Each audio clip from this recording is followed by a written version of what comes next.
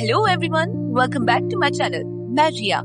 तो जैसा कि आप सभी जानते हैं, पिछली वीडियो में मैंने आपको चैप्टर 14 और चैप्टर 15 दोनों की कहानी एक साथ पूरी डिटेल में बताई थी, जहां एडेलाइन और जेड का वो खौफनाक आमना सामना हुआ था सनरूम में।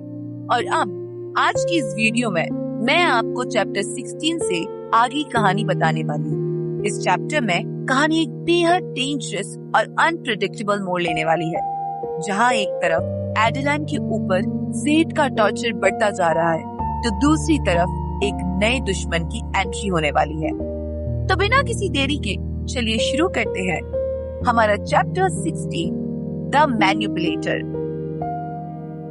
Chapter 16, the manipulator, section 1, the dark punishment. Sunroom का खौफनाक मंजर। कहानी वहीं से शुरू होती है जहां जेड ने एडेलाइन पर बंदूक तान रखी है। एडेलाइन इस सिचुएशन से पूरी तरह टूट चुकी है। लाखों लोग उसे इस दलदल से बाहर निकलने की सलाह देते हैं, पर यह सिर्फ माफी मांगना काफी नहीं था। Adeline says, "Are you going to shoot me?" क्या तुम मुझे गोली मारने वाले हो? एडेलाइन इतनी ज्यादा डरी हुई है कि उसे लगता है उसका ब्लैडर फट जाएगा। ये सोचकर उसकी आंखों में आंसू आ जाते हैं कि शायद वो आज यही दम तोड़ देगी, लेकिन जेड के चेहरे पर कोई रहम नहीं है। Z says, "I already told you I'm not going to kill you." मैंने पहले ही कहा था कि मैं तुम्हें नहीं मारूंगा। वो अपनी आवाज में इम्पेशेंस के साथ जवाब देता है।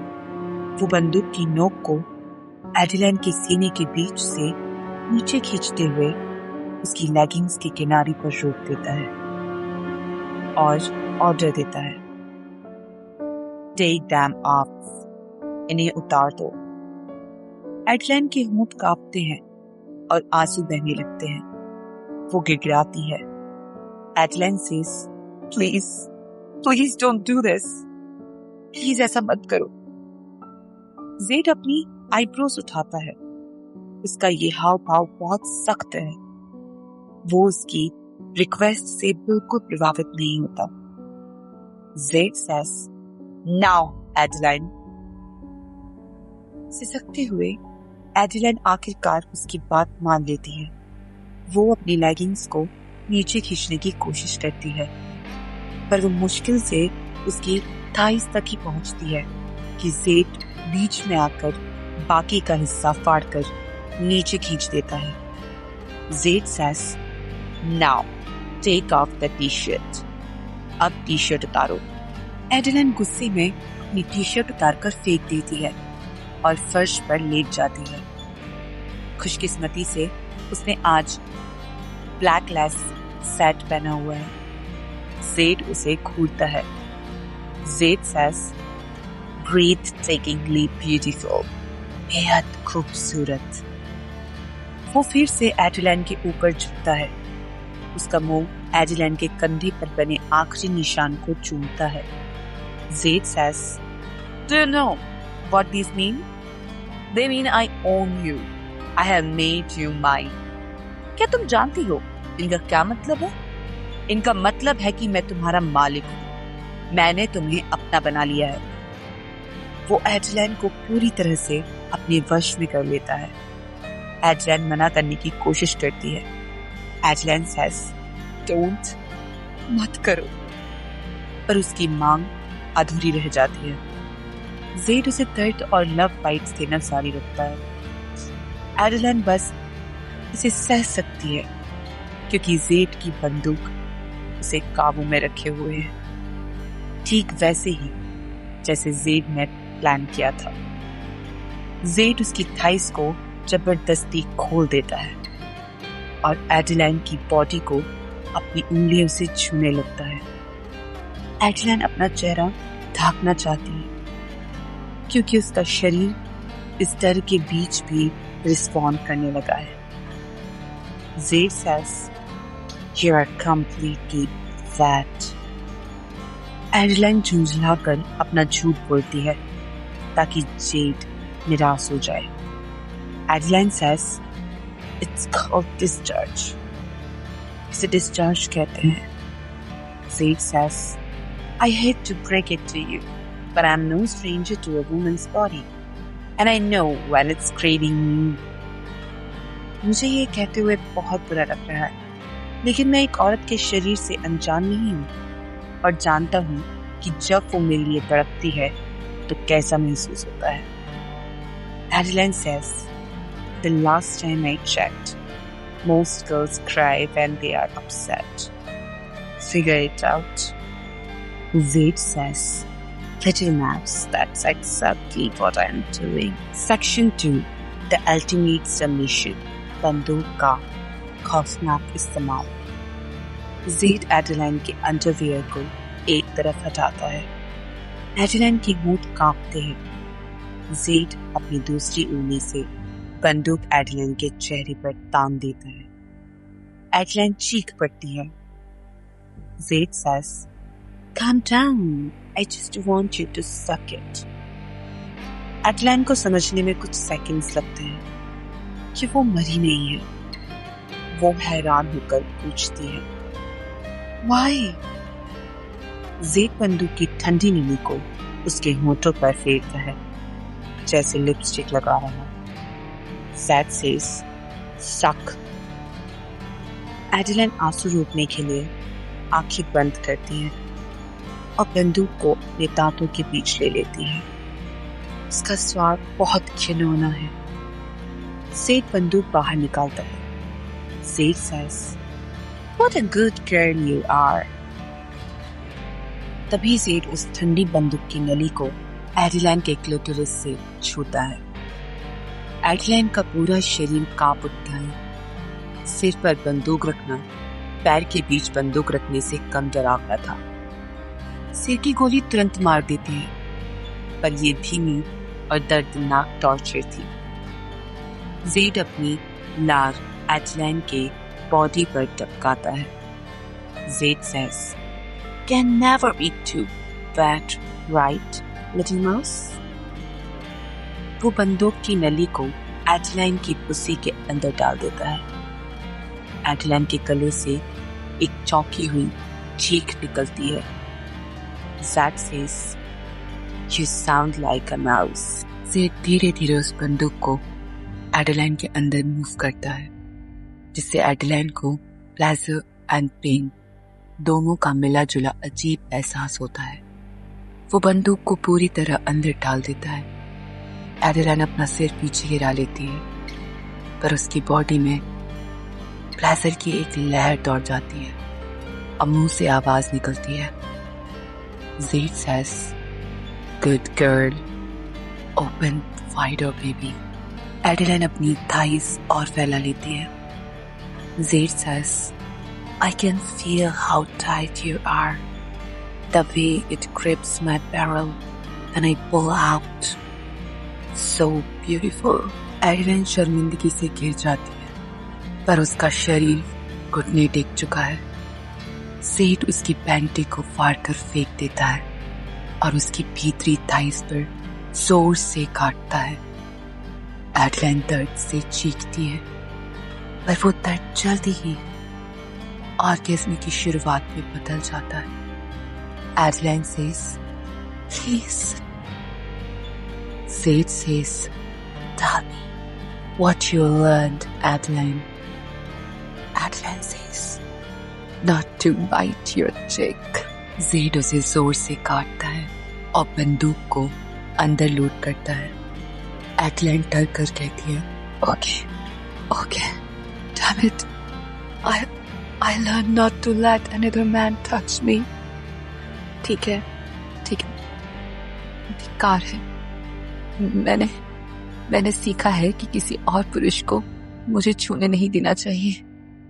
Zaid says, "Who is the only one allowed to touch you, Adeline?" तुम्हें छूने का अधिकार सिर्फ किसे है, Adeline? Adeline says, "You." Zaid says, 10 more seconds, little mouse. No more after this. Rub your clit, baby." Zaid says, "Now." एडलाइन डर के मारे अपनी उंगलियों से खुद को छूने लगती है। Z says, "Good girl." बंदूक के दो और पार के साथ एडलाइन चरम सीमा क्लाइमैक्स पर पहुंच जाती है और चीख पड़ती है। जेड बंदूक बाहर निकालता है और उस बंदूक की नली को खुद अपने मुंह में डालकर चाट कर साफ करता है। फिर उसे जीन्स के पीछे रख लेता है। वो एडलाइन के पेट पर एक कुचला हुआ गुलाब फेंकता है और बिना कुछ कहे चला जाता है। Section 3 the aftermath and the nightmare routine. शर्मिंदगी और नई दिनचर्या। अगले 3 रातों तक जेड उसकी खिड़की के बाहर परछाई बनकर खड़ा रहता है और सिगरेट पीता है। एडलाइन का शरीर सुन्न हो चुका है। वो खुद को शांत करने के लिए किचन में जाकर वाइन पीती है। वो बहुत अपमानित महसूस कर रही है। जेड ने उसे कोई मैसेज नहीं किया। वो बस खिड़की के बाहर खड़ा रहता है और एडलाइन भी उसे घूरती है। ये उनकी घिनौनी दिनचर्या बन चुकी है। वो अपनी सहेली दया को कुछ नहीं बताती। Section 4 meeting Daya and investigating Gigi's diary. Daya से मुलाकात और डायरी के राज। एडलाइन खुद को नॉर्मल करने के लिए अपनी सहेली दया से फियोना के रेस्टोरेंट में मिलती है। एडलाइन ने अपने शरीर के लब बाइट्स को छुपाने के लिए टर्टल नेक पहना हुआ है। दया says, "Why are you wearing a turtleneck?"